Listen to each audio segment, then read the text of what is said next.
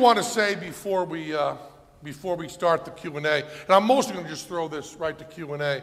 I have very little to say, but I just want to take a moment. We all talked about this backstage, and it's so important. The last words you saw on that screen were for Christopher. Can we just hear a little something for Christopher Hitchens?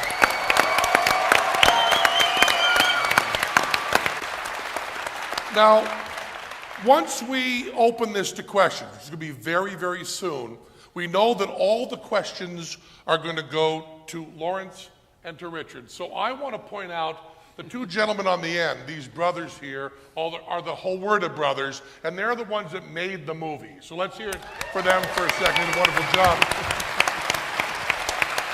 And I want to ask,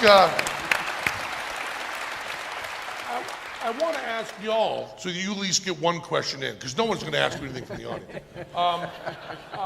I assume you started out pretty like-minded to Richard and Lawrence, but having heard the number of lectures that you heard and following them around with cameras, what did you feel, each of you, was the biggest change in experiencing that community and that world that you traveled with kind of all over the world? Why don't you go first, because you're the less good hat. All right. What was the, wow, you should have asked me that before we came out here. I had to think about that one. What was the, well, I mean, obviously, I don't think any of us were prepared for the Reason Rally. I mean, that was a big thing. We were all surprised and just shocked when we were there. Hard to explain what it was like, but it was this feeling of just that many people and so young and enthusiastic. I mean, we all know that obviously there's more of us out there than we all think at first. But the Reason Rally, I think, just blew us away. It was an experience you couldn't explain to somebody if they weren't there. I mean, we tried to capture it in the film, but I don't know that there'll ever be another event like that. It was eye-opening. It really was. Well, for me, I guess just a little backstory. We both grew up in a very Christian household. And for me, anyways, it kind of just, when I left home, it just kind of faded away more than anything. But I think the biggest thing that I learned was kind of just the being honest with people, intellectually honest, and being able to say, I don't know, to something, and that being okay, rather than needing something to say something. Well, they made a great movie. Let's hear it again for them. Yeah, they did. And it's like the Beatles in 1964. I can't tell them apart yet, but they are the whole word of brothers, and I'm happy with that. By the way, I just want to let people know that people often confuse Penn and I. So anyway, sorry. Well, can I just, since much of the time we were actually talking science, I mean, but Lawrence is a physicist, I'm a biologist, and I like to think that we had a kind of mutual tutorial, and one of the questions that I would have asked Lawrence, if it had happened, would be, what about gravitational waves? You want me to answer? Well, briefly. Okay. Before I do, let me say that a bunch of people have asked that, but it's always a thrill to be with Richard, but every time we're together I learn something. And so we were together a lot during the shooting of this film, but I always learn things. We do spend a lot of time talking about science, and so for me, it was just a complete pleasure. But gravitational waves, the neatest thing is, we've turned a lot of metaphysics into physics, because before, the earliest time we could see in the universe was 300,000 years after the Big Bang. The cosmic microwave background radiation, the afterglow of the Big Bang. Because before that, the universe was opaque. You couldn't see past it like you can't see past these walls. But gravitational waves interact so weakly that they could make it through that opaque universe. So if we could see them, we're seeing a signal of what the universe looked like when it was a millionth of a trillionth of a trillionth of a trillionth of a second old.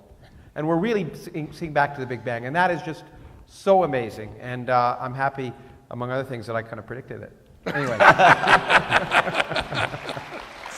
Okay. I know you all want to talk to these guys right away, so let's start right away with questions. So my job from here on is just to point. Let's start over here. Is that where the microphone is there? Hello? All right, great. Wonderful film. My question is quite simply to anyone who wants to answer. It's about the role of celebrities and celebrity culture.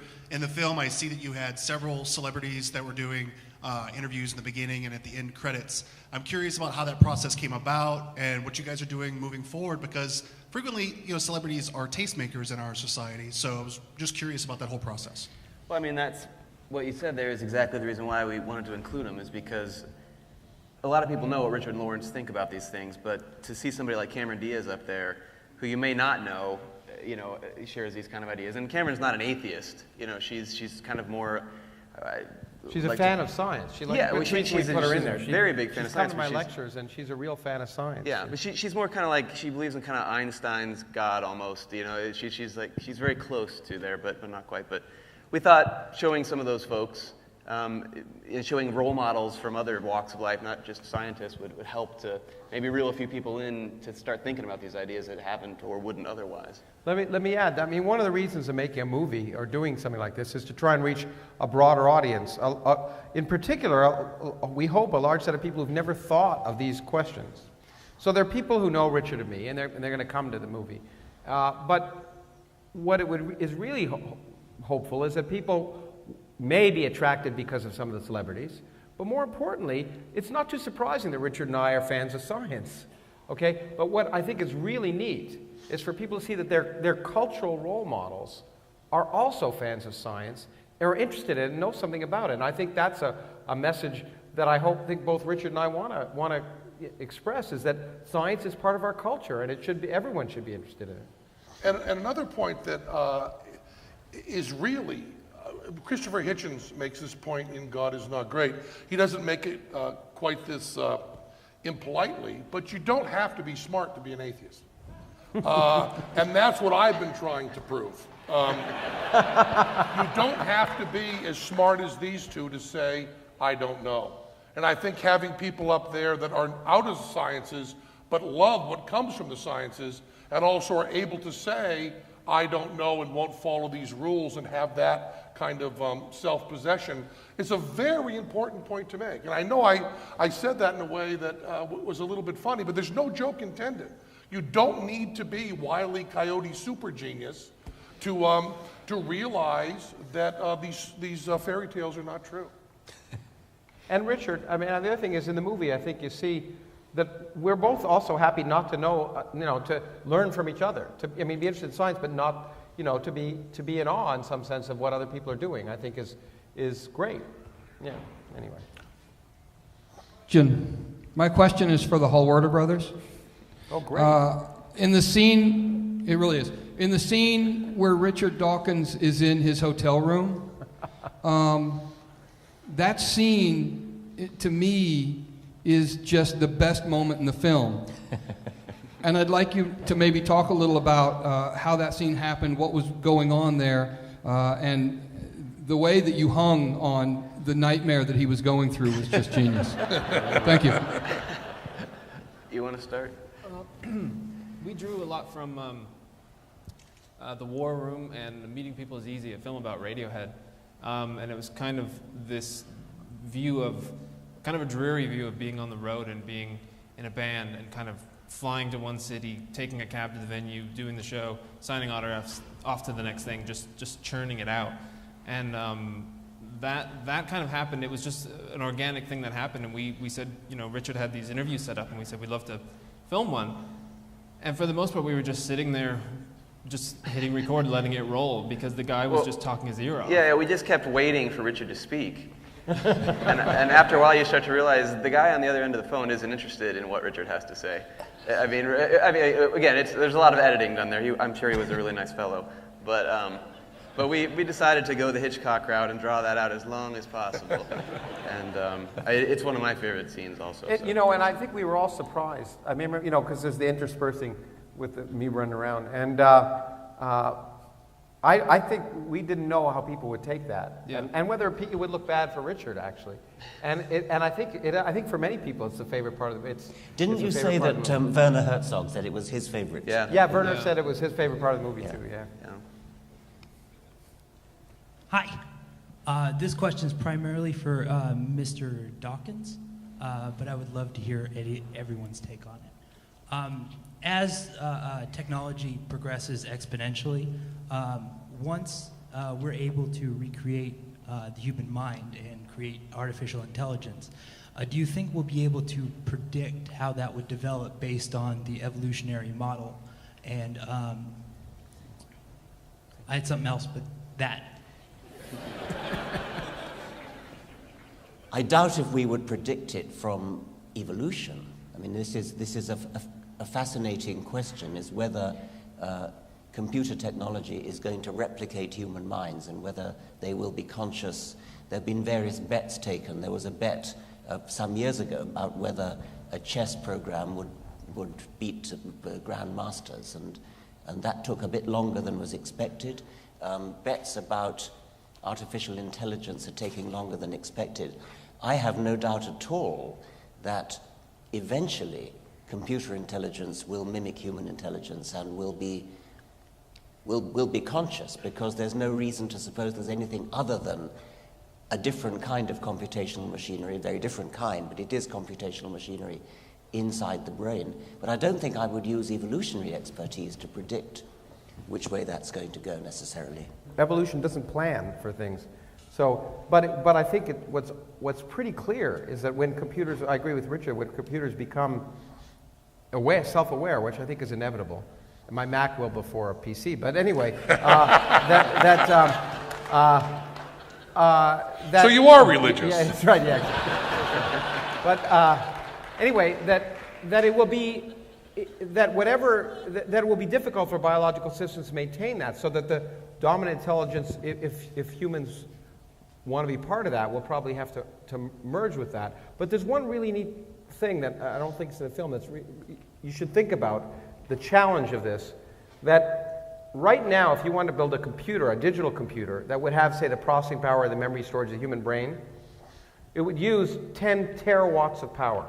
10 terawatts of power. The human brain uses 10 to 20 watts. So it's a factor of a million. There's clearly something different about the way the human brain is computing than current digital computers. So it's going to be a challenge. I don't think it's going to happen soon, but I think it'll happen inevitably. This question is primarily for Professor Dawkins. In the film, it was alluded to the fact that natural selection does not plan ahead to have a positive outcome. But I would like to challenge something about that.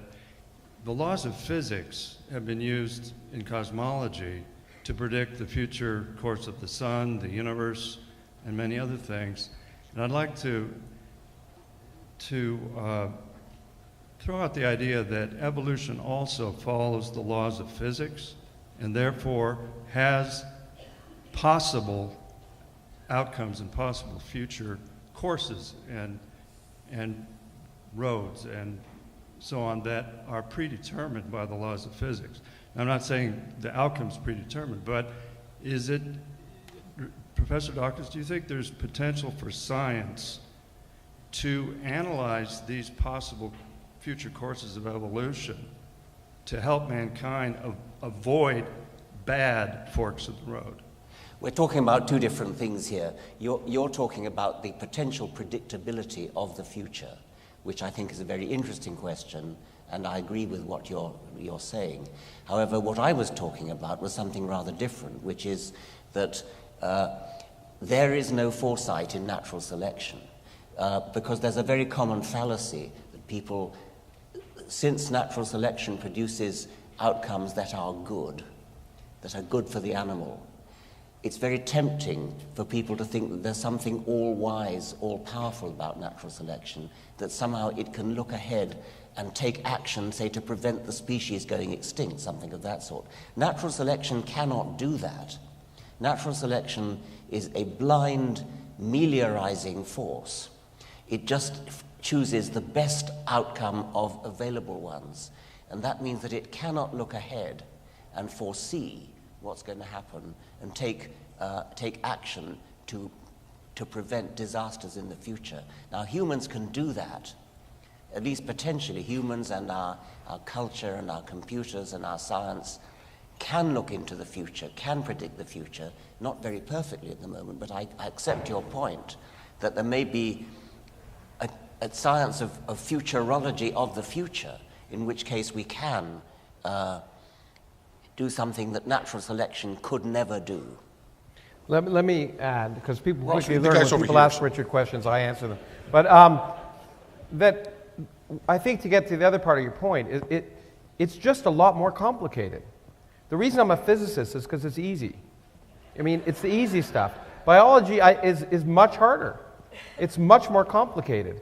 And therefore, it's much harder to predict. It's hard to predict. You can't predict where all the molecules in this room are. And, think about the number of cells in the human brain. So it inevitably, I think, is the laws of physics and the laws of nature are determined. They're completely deterministic, even including quantum mechanics. But it's so complicated that I think it's very hard to imagine what this complex system, or model what this complex system is going to do, in my opinion, as a humble physicist. So I was answering the wrong person, wasn't I? Yes. Yeah. He's overstage. In future, can anybody wave when they're asking? Yeah. Okay. You can't tell I'll where it's also come- try to Yeah, point. yeah. Let's go over to stage right, over here. Hello, my name is Mark, and as an anthropology student here at the university, I want to thank you all for coming out here. It really means a lot. Thank you. Thank you for coming. My question, once you leave here, it's going to be obviously us who are spreading your message more, assuming that everyone here is mostly atheist. In the movie, you guys were bringing up the beauty of science, and I have that beauty and that appreciation. A lot of my friends and family don't have that natural beauty. They're not in the sciences, and so maybe they have other beauties in their life. Acknowledging that, Professor Dawkins, what do you think is the best way for you, with your friends and your family perhaps, to find what their beauty is and relate that to atheism? And do you think that maybe like organizations like the Sunday Assembly are doing a good job at trying to embrace that? I don't know about the Sunday Assemblies. It's not my way of doing things, and I haven't been to one, and I don't think I'd be that interested in doing that, but I fully appreciate that some people do. Science for me is beautiful.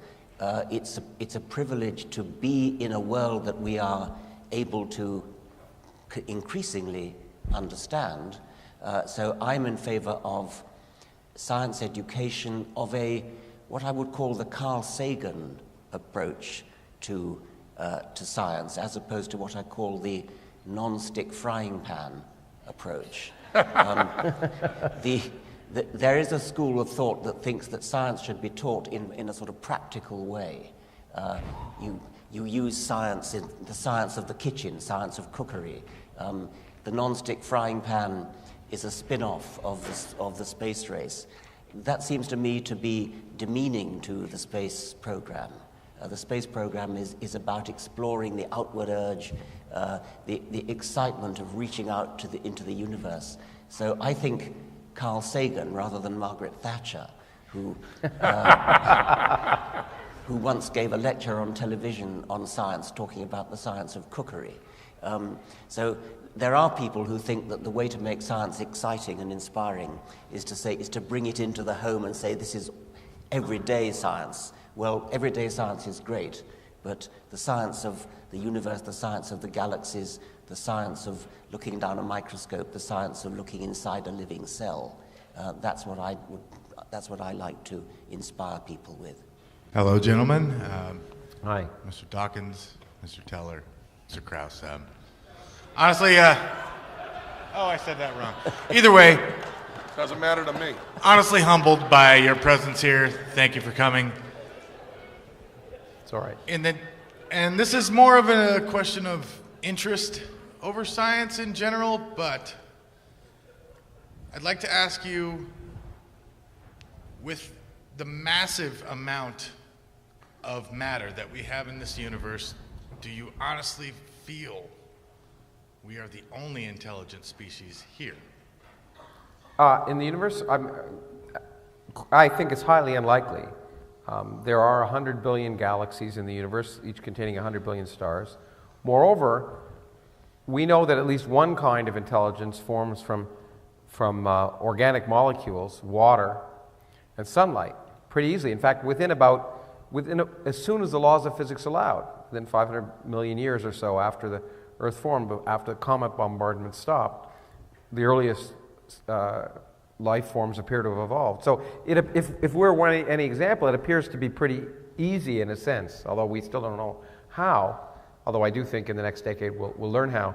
And so, and the thing that people should realize is that the universe is full of, obviously there's lots of starlight, there's lots of light. Water is ubiquitous, and so are organic molecules. The basis of amino acids, rather complex organic molecules, are being discovered in comets all the time. It's quite likely that the basis of the first complex molecules that formed RNA came from space, or at least were created due to chemical reactions in comets or something like that. So that appears to be ubiquitous, so it's hard to imagine. And now we also know that most stars have solar systems around them, which is something we physicists thought of already. We're pretty sure of, because if you built a star on a computer, it generally had an accretion disk that would fragment and form planets. But now we learn that not only are there planets around every star, but there are planets that we never imagined were possible. All of the laws we thought that there had to be big gas planets out in the outer part and not in the inner part, we've learned that all that's wrong.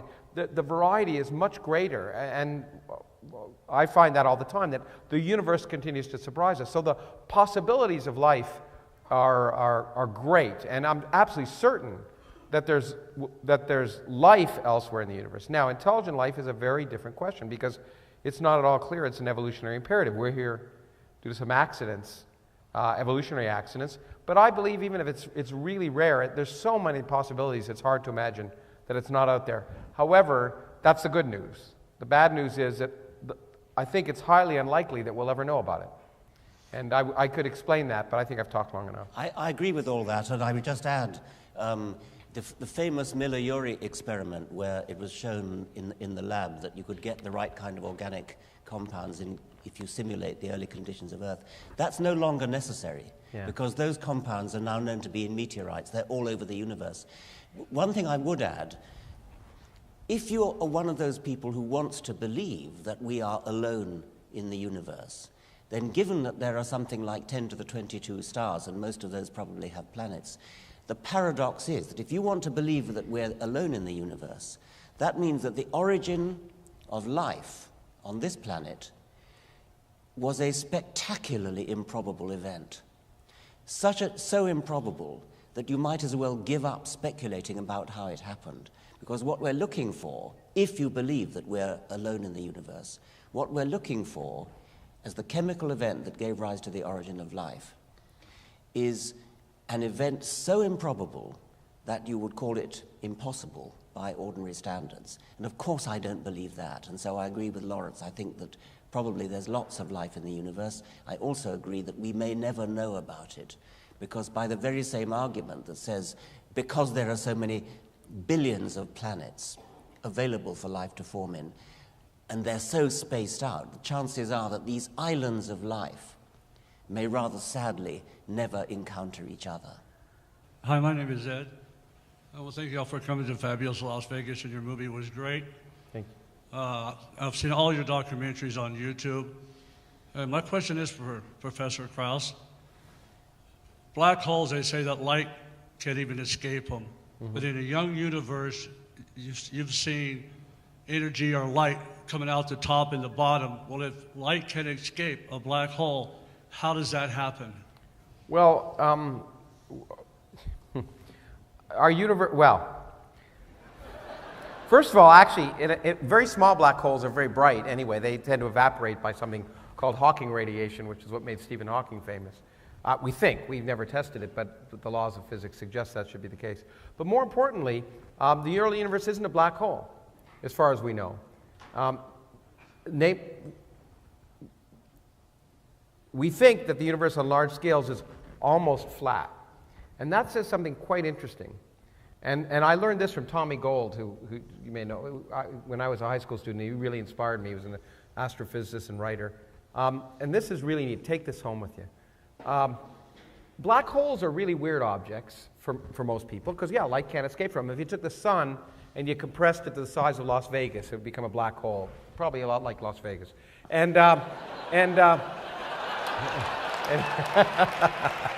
Anyway, but every teaspoon would weigh millions of tons. That's what people think of black holes like. But the properties of black holes change. If you had a black hole of the mass of our galaxy, it would have the density of water when it became a black hole.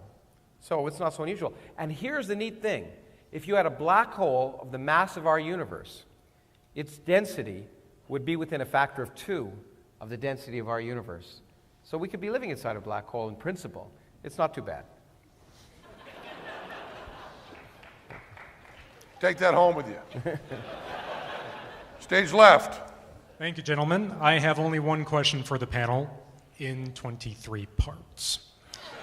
But seriously, I actually changed my question because there was a point in the movie where Professor Dawkins mentioned taking back certain terms like morality and intelligent design. And one of my pet peeves is the misuse of the term theory. And I want to know what it's going to take back that term from the colloquial meaning of a guess and bring it back to its true scientific meaning of peer-reviewed proof. That will take a miracle. Richard, do you want to? I mean, one thing is that we have to be careful when we use the word theory. And I've said this somewhat facetiously when on stage with my friend Brian Greene, but that it's an insult to evolution to call string theory a theory. Because it's not a theory, and I think he agrees with that now. A theory in science, as you know, is something that's very different than a guess, something that is well tested over and over again.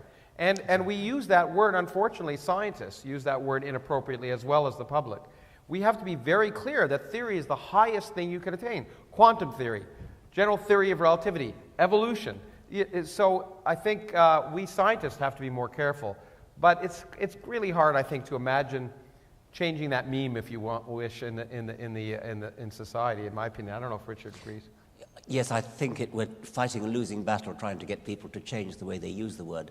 I think we need to start talking about the fact of evolution. It is a fact. It's a totally secure fact. There's no doubt about it, and we need to stop even using the word theory for it. Call it a fact. That's what it is. Thank you, gentlemen. It's a good question. Stage right. Hi, I just have one question. What do you think of the new cosmos?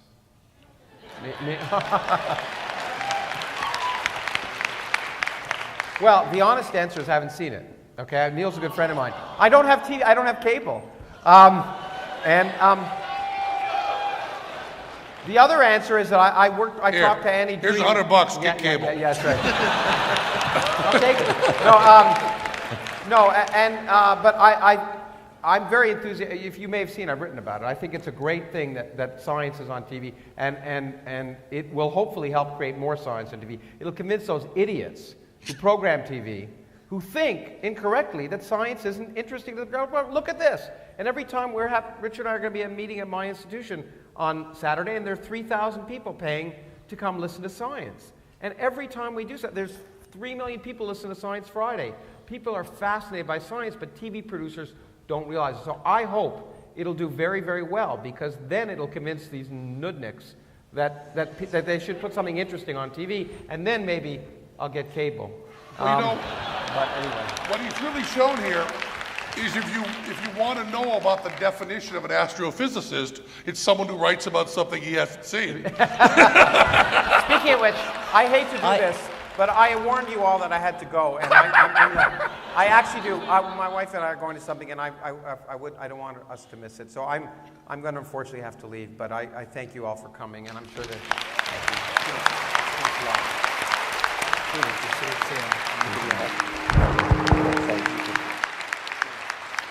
can move in. Okay. Well, I have seen the new Cosmos. I have no right to have seen it. It's not been shown in Britain. I've seen it illegally.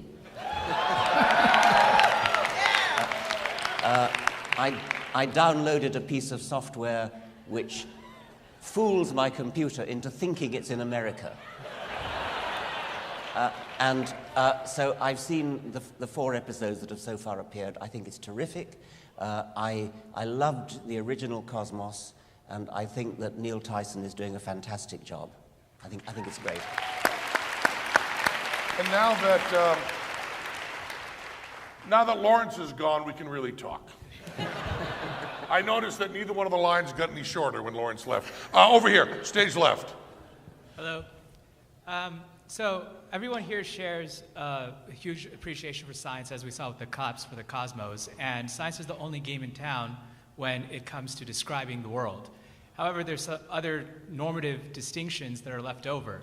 And I was wondering, like, as atheists, we still might have some conflicts over normative decisions that aren't descriptive, which science provides answers for. Oftentimes, religions fight over those normative distinctions that can still exist with atheists. So I was wondering, like, do you have any thoughts on how we could use our knowledge to inform something like a debate between a libertarian and a socialist, or other situations that are still left over, conflicts, absent God? I think it's clear that science in itself cannot answer normative questions of morality, of the kind of society in which we want to live, political decisions like that. But the methods of thinking that characterize science, when you think about what moral philosophers do, and moral philosophers consider moral questions in a scientific way, I mean, using the methods of logic, which are the same as the methods that science uses, scientists can massively inform moral questions on abortion and things like that, not fundamentally saying what is absolutely right or wrong. There probably isn't such a thing as absolute right or wrong. But what science can do is say, if you believe so-and-so, then you're being logically inconsistent if at the same time you believe so-and-so. So we can hugely edify moral discussions and political discussions by not just scientific knowledge, not just factual knowledge, but by the scientific way of thinking. And I wish that really all moral decisions and political decisions were informed by scientific thinking, rather than just calling on scientists for expert knowledge about facts. Call on scientists as well for expertise in how to think. What is the one scientific discovery you all would like to see within your lifetime? The nature of consciousness and how it evolved. Ditto. I was going to say longer battery life, but now I feel like a dick. Yes, stage left. Hi, this question is for Professor Dawkins. I'm a student here in molecular biology. I was hoping that you could comment on a quote from Charles Darwin. He said that a scientific man ought to have no wishes and no affections, a mere heart of stone. I was wondering what you thought about that. Yeah. I mean, I see what he meant. We have to take the facts as they are, take the world as it is, and dissect it and analyze it and report it and accept it, whether we like it or not. But of course, we are human, and we do have human emotions. And so I've never actually met a scientist, I think, who is that cold-hearted, and Darwin himself certainly wasn't. Hi there, Professor Dawkins. I'd like to say, first, it's an honor to get to talk to you, because I've been following you since I was about this tall. And B, I actually have that same program on my computer to watch iPlayer since being in America. My question for you is, for all of us, or at least most of us here, who consider ourselves atheist or practically atheist, a lot of us pretty much get flack for being atheist, and we get called, or at least I get called, a godless heathen. We got compared to rapists in that one report. What would be your plan, you think, to break the negative stigma and connotations to being atheist in society? I'm astonished. I've read the same poll that he referred to, and I've seen it, it's often quoted.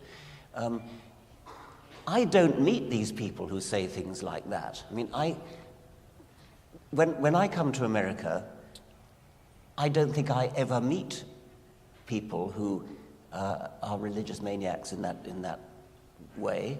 I assume that the people that I meet and talk to are nice, intelligent people, and I assume that they don't believe in God. And I'm always astonished when I read polls like the one you refer to. So I Well, that's the first thing. I'm hoping that there will be a tipping point phenomenon, that there are actually far, far more people who are not religious in America than many people realize. And there's going to come a time, I think, when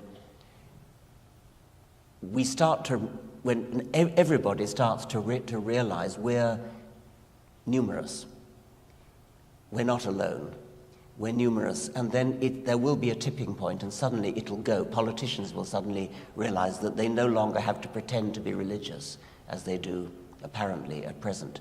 All politicians in America think they have to pretend to be religious. And they all say, God bless America, and things. It isn't statistically possible, I think, that all 535 members of the US Congress are believers in a supernatural being, as I think all but one or maybe all of them now pretend to be. They've got to be lying. We know they're lying. I mean, it's just statistically inevitable that many of them, maybe even most of them, I mean, some of them are quite well educated. So I think that when politicians start to realize that they no longer have to lie, and then there will be a tipping point, and then it'll go rather suddenly, rather quickly. I think it may happen much more quickly than most people realize. But you also have to keep in mind that those kinds of studies that say, how do you rank an atheist? How do you rank this? It's a very badly designed question. Christopher Hitchens said, we will never have an atheist president. We will have a president who is atheist. And that's a very important point to this, because if you'd asked people in 1980 if they would elect a divorced movie actor, they would have said not at all, but they elected Ronald Reagan. And the same thing that happened with the gay movement, there were some parallels to what will happen with the atheists, is people will start to say, would you love, respect, trust a person who was atheist, as opposed to would you trust an atheist? And those are two very, very different things. And I think that those questions themselves, it's the humanizing of the idea. It's not an idea that it's an idea these people are bothered by. It's not the people. And we just have to remind them that it's the people that matter. Well, I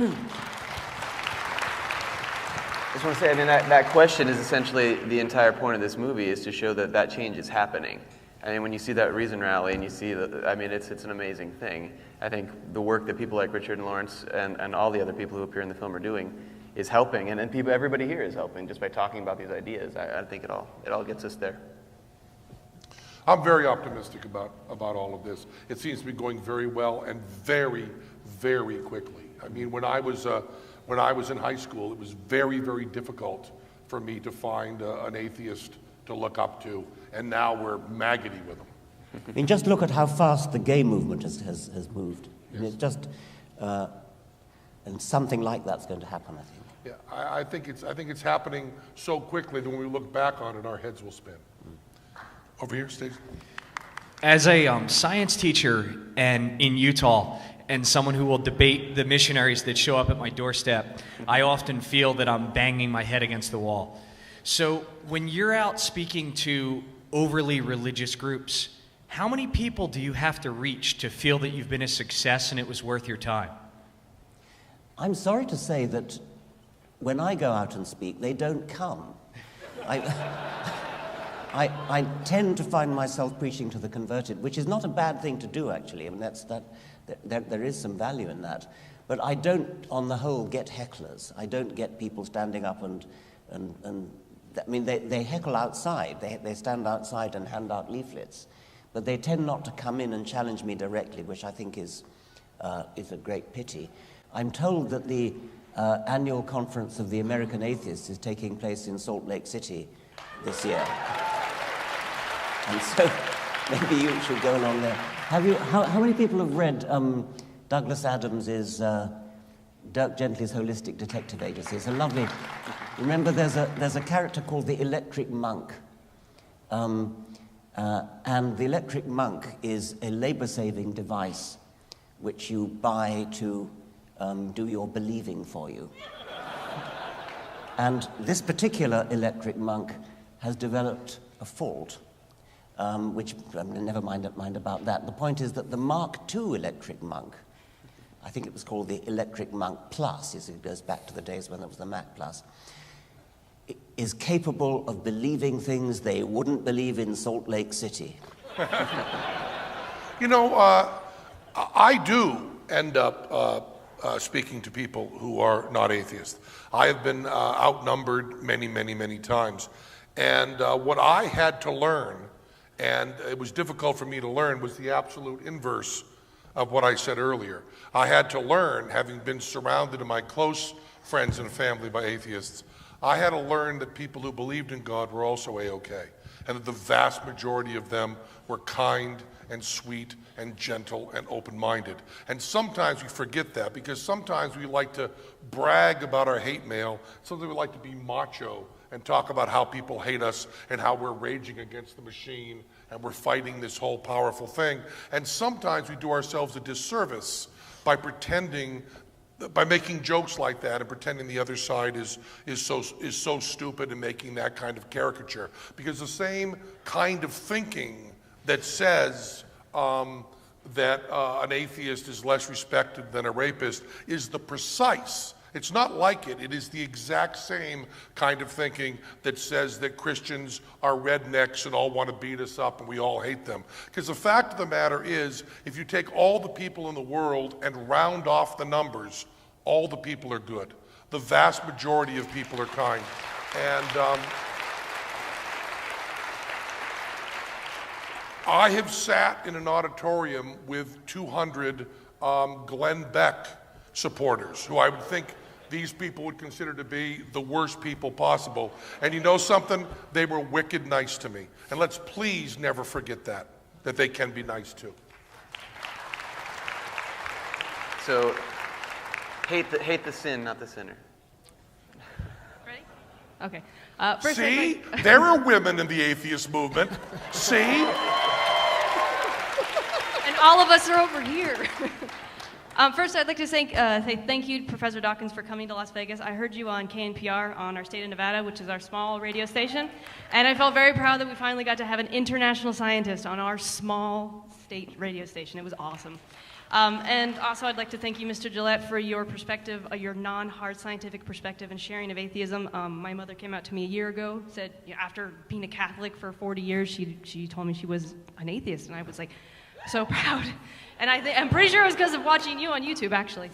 My question is based on, regardless if you're atheist or humanist or whatever, we all have this sense of awe and this sense of, you can call it spirituality, when we look up in the sky or when we stop and we notice the birds singing. And we all kind of have a sense that there's something greater than us out there. And many religious people call that God. We sense it, they say it in a sense of faith. But I believe that, well, my question was actually for Dr. Krauss, but he left. But I really do want to hear your perspective as well, everybody else's perspective as well. Do you believe that there will ever be a time where, say, maybe the grand unified theory or how M theory works, and I feel kind of dumb about using that word theory now, thank you, that maybe there will be a time when spirituality and science can be married, and maybe there can be a scientific explanation for that spiritual feeling that many of us feel? I think the only problem is the use of the word spiritual. I mean, I feel exactly the way you feel, and you can call it spiritual if you wish. I wouldn't actually call it spiritual, but I would call it perhaps poetic, and I feel it very strongly. I feel it when I look up at the stars. I feel it when as I said earlier, when I look down a microscope and I contemplate the complexity of life, the prodigious complexity of every single one of your cells, let alone your whole body, that fills me with wonder, that fills me with a kind of poetic sense of uplift, which other people would call spiritual. The only reason I would not call it spiritual is that plays into the hands of people who would then wish to say, well, then you must be a believer in the supernatural, something like that. I absolutely am not. I think it's actually rather demeaning to that sense of scientific wonder to import an idea like supernatural, which is not doing justice to the grandeur of it.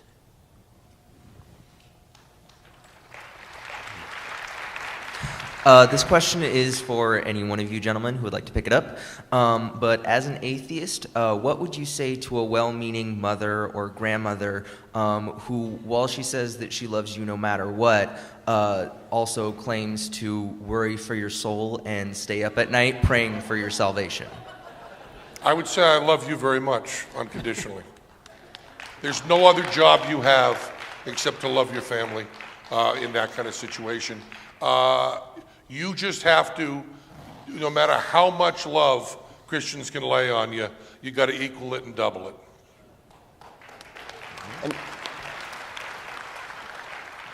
And you have to sympathize. I mean, if they believe that you're destined for everlasting hell, then that's a very serious worry. And so I think you have to sympathize with what they feel. Thank you. Yeah, it's so easy to turn that into a dividing thing, and they are concerned. And when they claim they love you but still worry about you, that's not a claim. They absolutely do, and just love them back. Well, Gallup poll would suggest that I'm both the most and least trusted in America today, being that I'm an atheist nurse. So I apologize that my question is just the subject matter of Dawkins' tie tonight. Who makes your I didn't ties? hear what. Your tie. Oh, I was just asking, Richard, what is going on with your tie? Oh, my tie. You didn't know there were going to be hard questions. All my ties, the only ties I ever wear, are hand-painted by my wife, the actress Lalla Ward. And so this is my Galapagos tie, and she painted it for me when we went to the Galapagos Islands. The bottom there is a Nazca booby. That is a blue-footed booby. That's a Galapagos flightless cormorant, which is a remarkable bird. It's lost the power of flight, but it still has wings, and like any other cormorant, it hangs them out to dry, which is a rather beautiful thing. I think that's a Galapagos hawk, and I can't see what's in the knot. But and there's an egg on the other end. Thank you. So.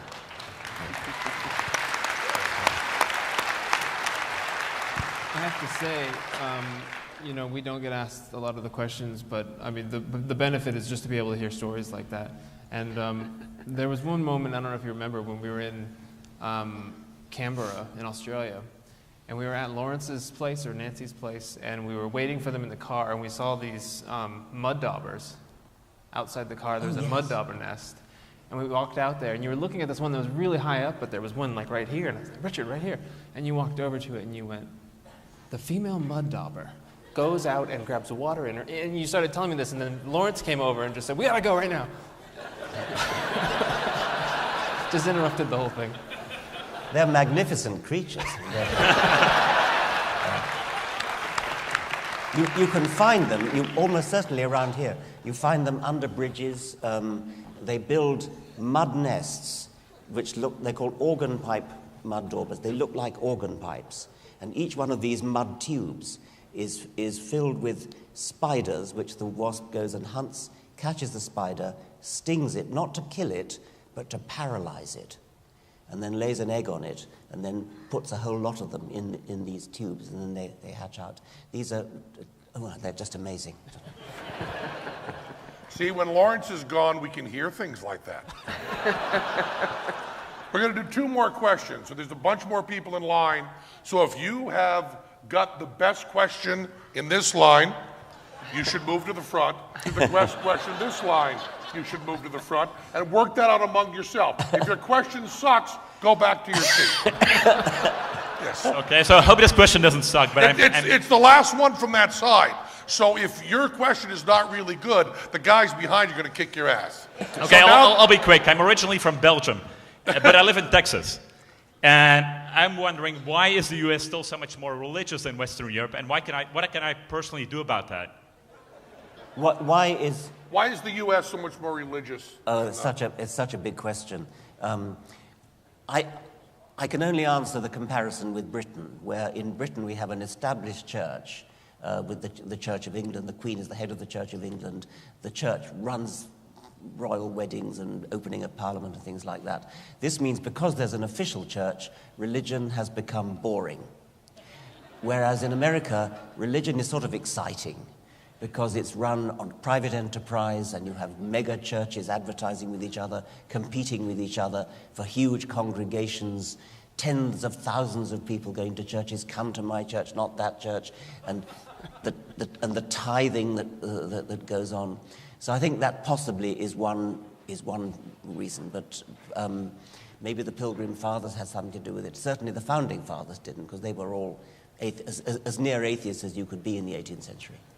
Yeah, I think the freedom of religion is one of the things that let it go so wild, is just allowing everybody to have that. And I'm very glad that's the way it happened, because if we look at this thing as a laboratory, I think there's no doubt that the U.S. is moving toward the right answer.